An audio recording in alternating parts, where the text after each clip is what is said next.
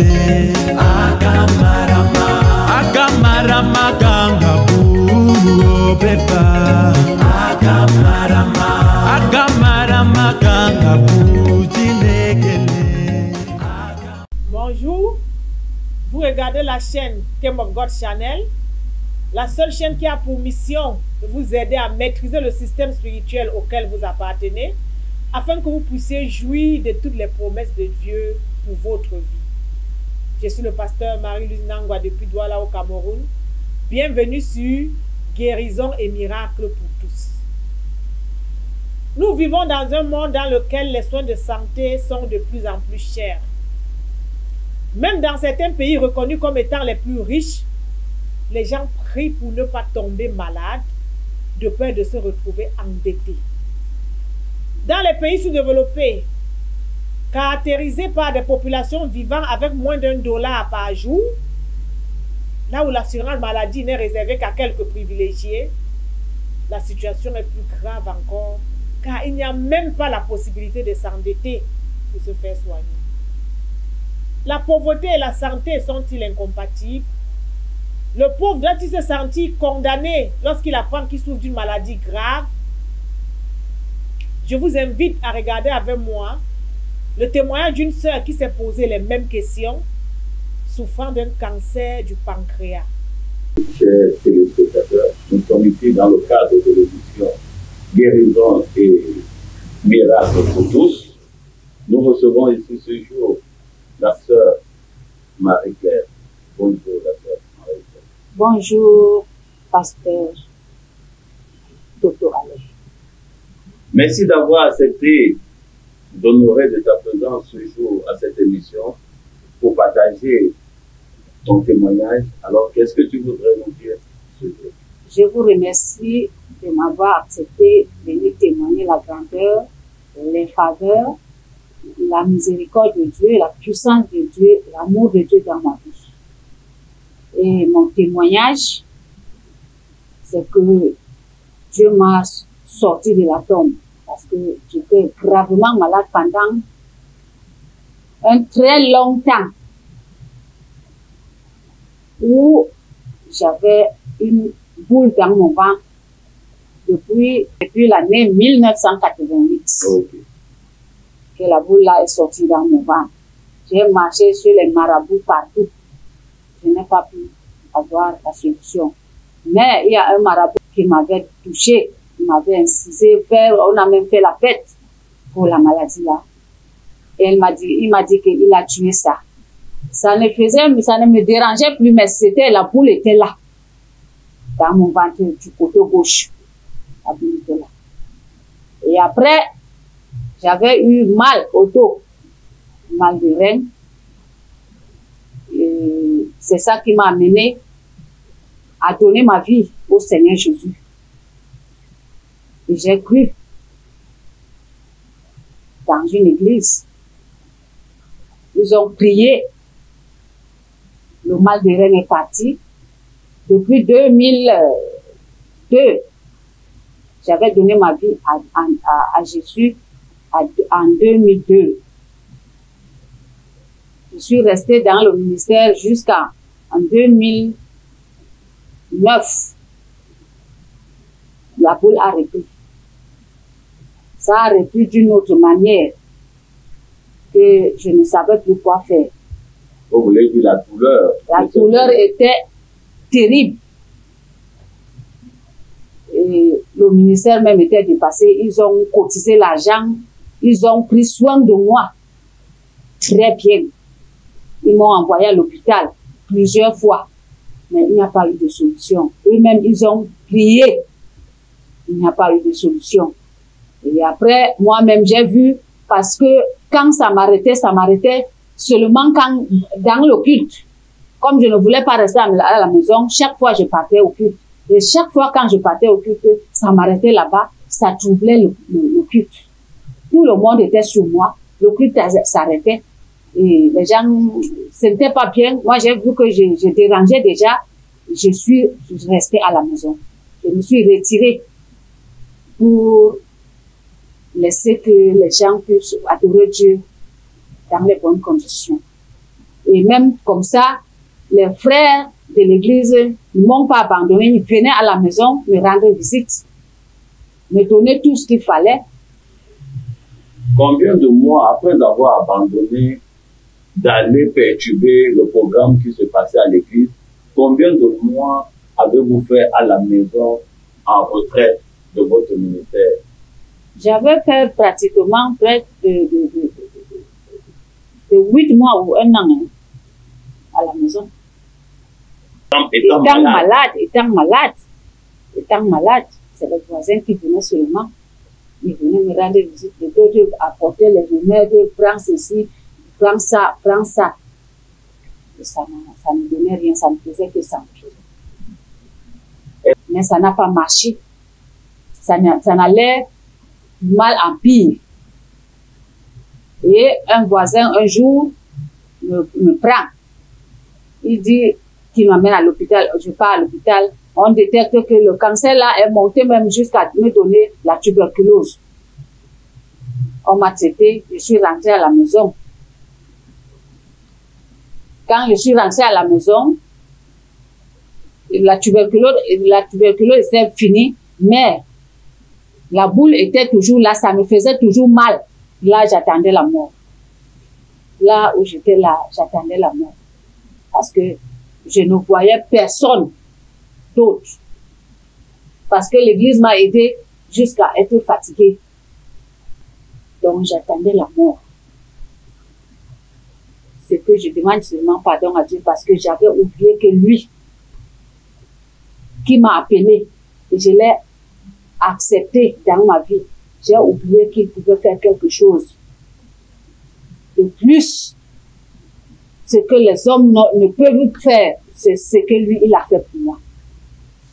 La sœur Marie-Claire, dites-nous, quand le mal a repris, face à cette douleur, est-ce que vous avez opté pour une solution autre qui, sur le plan médical?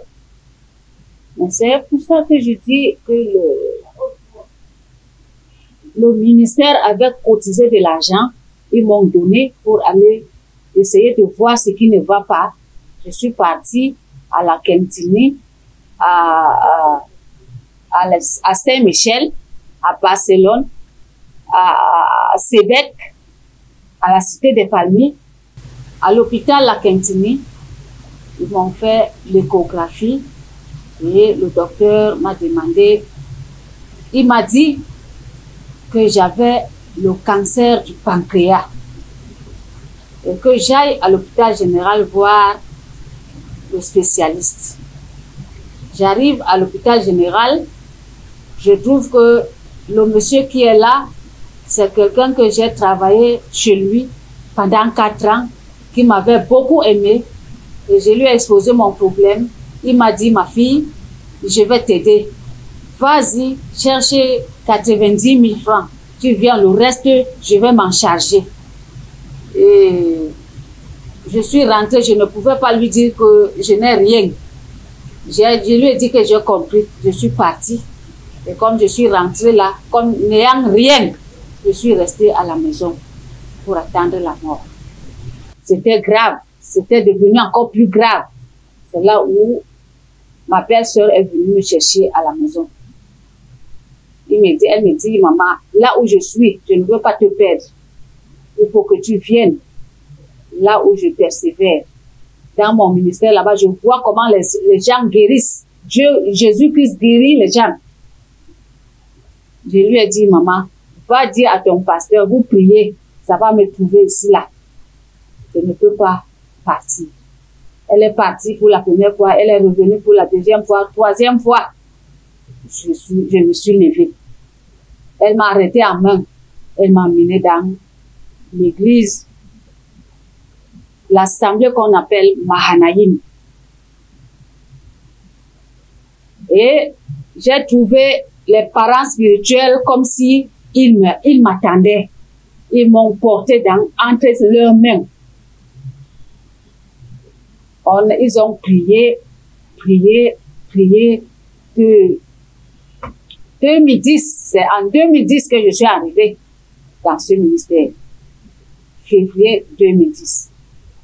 J'ai fait pratiquement 3 mois. Après les 3 mois là, un jour, il y avait la Sainte Seine.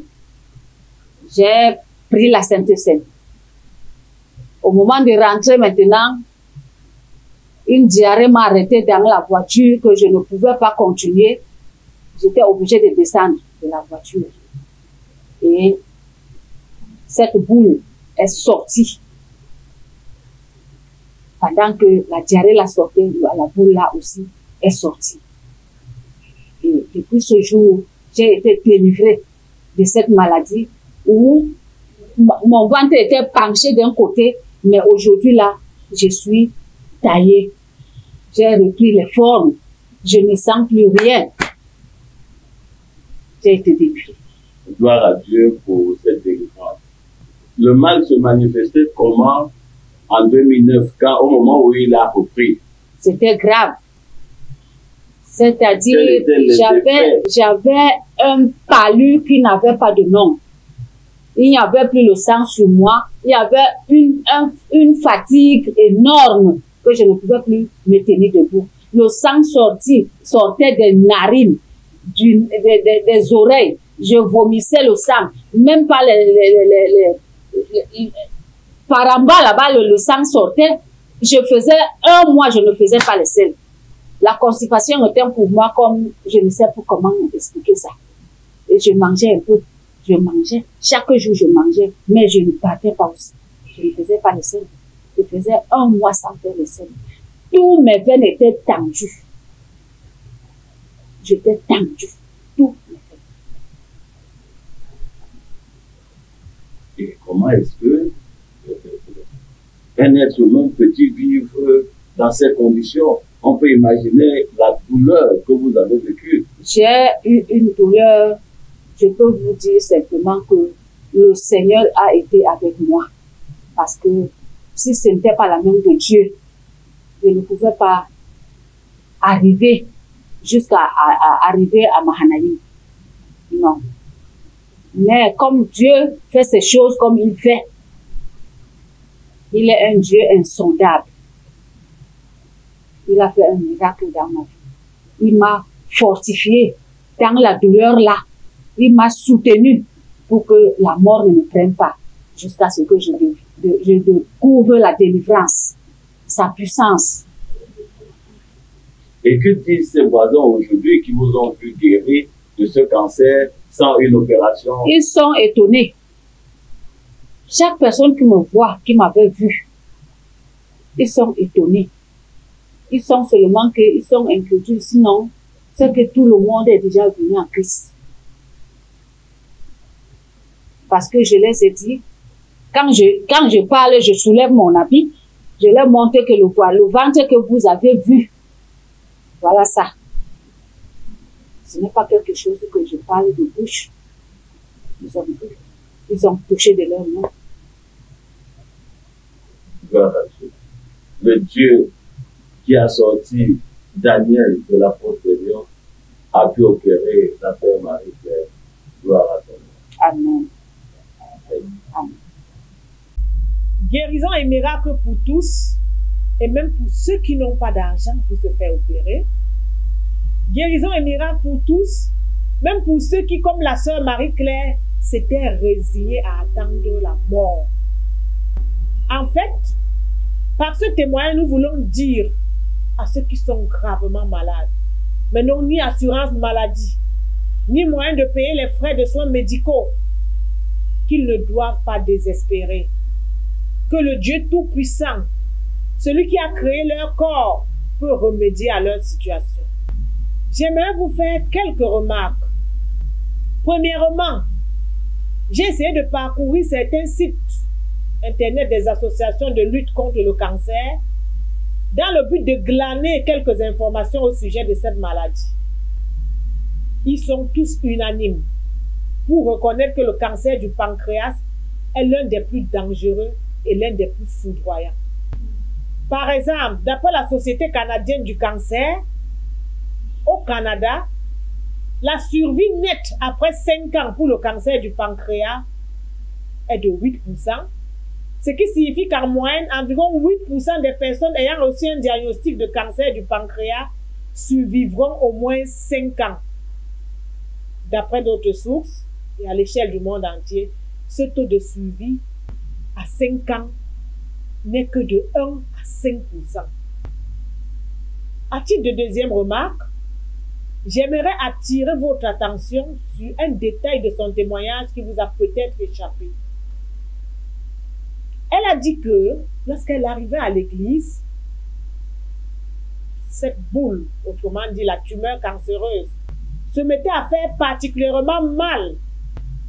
On pouvait se retrouver au sol, criant de douleur et perturbant tout le culte, de telle sorte que tout le monde s'attelait, soit à la maîtriser, soit à prier pour elle, et le culte s'arrêtait. On peut donc noter que son mal était sensible à la présence de l'Esprit de Dieu, à la présence de la louange. Lorsque les symptômes d'une maladie s'aggravent ou diminuent en fonction de la prière, en fonction de la présence de Dieu, c'est généralement la preuve que, bien que visible physiquement, la dite maladie a une origine spirituelle. La dite maladie est une conséquence d'une décision du monde des ténèbres. La Bible nous présente des exemples attestant que le monde spirituel peut provoquer des maladies. Nous voyons dans le 2e chapitre du livre de Job que, au cours d'une conversation, Dieu a autorisé Satan à toucher à la peau de son serviteur Job. Nous lisons ensuite que Satan a frappé Job d'un ulcère et ce dernier a commencé à souffrir réellement de cette maladie.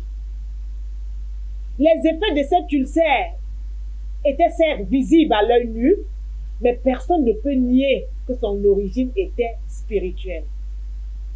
De nos jours, il arrive que certaines personnes souffrent du même type de maladie. Troisièmement, la sœur Marie-Claire déclare avoir souffert d'un mal de dos en 2002, ce qui l'a amené à donner sa vie à Christ.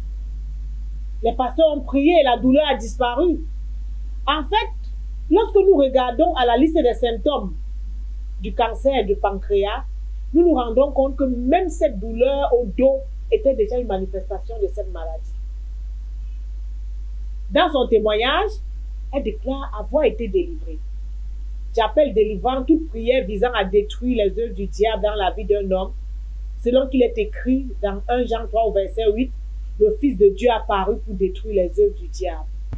La délivrance qu'elle a reçue en 2002 avait fait disparaître la douleur au dos sans remédier durablement au problème. Par contre, la délivrance reçue en 2010 a consisté à faire annuler la décision du monde des ténèbres qui veillait sur la maladie et la douleur dans sa vie. Elle a contribué à changer son statut spirituel. Résultat qui relève du droit et non de la puissance. Cependant, la tumeur cancéreuse était bien réelle et devait être enlevée. Mais elle n'avait pas de moyens pour subir l'opération chirurgicale qui avait été prescrite par le médecin. L'accompagnement spirituel que nous lui avions apporté, ayant rendu le Seigneur attentif au cri de la malheureuse qu'elle était, Dieu lui-même, en tant que divin chirurgien, a procédé à cette opération par le biais de la Sainte Seine. Cela fait 9 ans que Dieu l'a visitée, 9 ans qu'elle ne souffre plus des symptômes résultant de ce cancer du pancréas. Que toute la gloire revienne à notre Seigneur Jésus-Christ. Pour en savoir plus sur le statut spirituel et son influence sur la santé humaine, vous pouvez regarder sur cette même chaîne la vidéo de l'émission dénommée « Maîtriser le droit spirituel » ayant pour titre « Le statut spirituel et son incidence sur les promesses de Dieu ». Vous pouvez aussi choisir de lire le livre « Échec en délivrance et prière non exaucée, une question de droit plus qu'une affaire de puissance ». Si vous souhaitez expérimenter une délivrance couplant l'usage de la puissance à l'aptitude à régler les problèmes de droit, n'hésitez pas à nous contacter. La délivrance est gratuite. Vous aurez juste besoin de vous conformer à la parole de Dieu, car je ne le dirai jamais assez. Aucun homme de Dieu, quel que soit son rang, quel que soit son titre, ne peut obliger Dieu à vous visiter tant que les conditions requises ne sont pas remplies. N'hésitez pas à vous abonner à la chaîne Kem of God Channel, afin de recevoir toutes les prochaines vidéos. Il vous suffit d'appuyer sur le bouton rouge s'abonner en dessous de la vidéo. Merci de votre attention et que Dieu vous bénisse.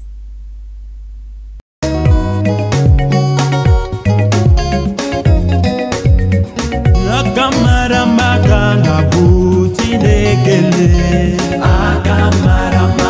Akamara maganga bu pepa. Akamara maganga buti